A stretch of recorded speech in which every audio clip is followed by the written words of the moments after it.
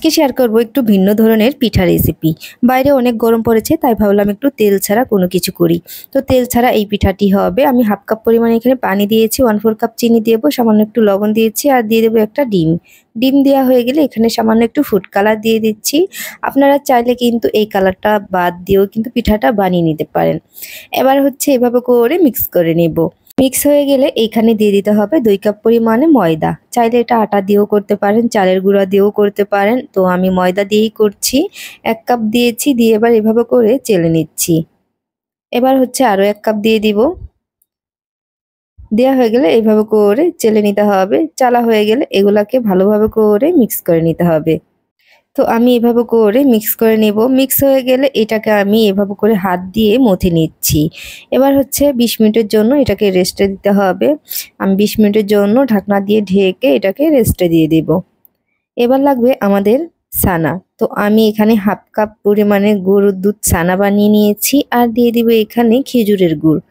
দিয়ে এবার ভালোভাবে করে মিক্স করে নিচ্ছি। এটা ন্যাচারাল ভাবে মিষ্টি হয়ে যাবে। এখানে আর আমি কোনো ধরনের চিনি দিব না। তো এইভাবে করে মিক্স করা হয়ে গেলে আমি বড় সাইজের 2টা রুটি বানিয়ে নেব।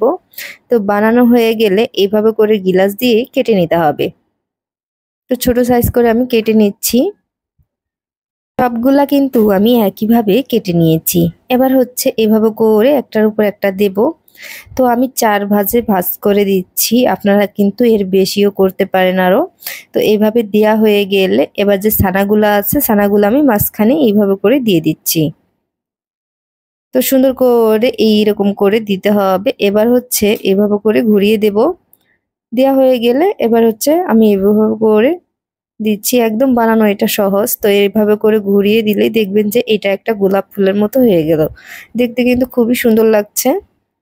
তো একইভাবে আমি সবগুলা নেব। আপনাদেরকে বোঝানোর জন্য আমি আরো একটা দেখিয়ে দিচ্ছি। এই পিঠাটা বানানো কিন্তু একেবারেই সহজ, চাইলে যে কেউ বানিয়ে নিতে পারেন আর খেতে কিন্তু অসম্ভব মজার হয়ে থাকে।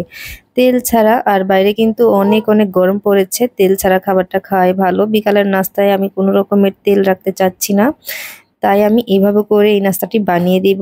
আর শরীরের জন্য অনেক ভালো। এইভাবে করে আমি সবগুলা পিঠাই বানিয়ে নিয়েছি। আশা করি বুঝতে কারো অসুবিধা হয়নি, সবাই হয়তো বুঝতে পেরেছেন। তো বানানো হয়ে গেলে একটা পাতিলে আমার পরিমাণ মতো পানি নিতে হবে। তার উপরে একটা এরকম ছাঁকনি দিতে হবে। এবার হচ্ছে সবগুলা পিঠা আমি দিয়ে দিচ্ছি।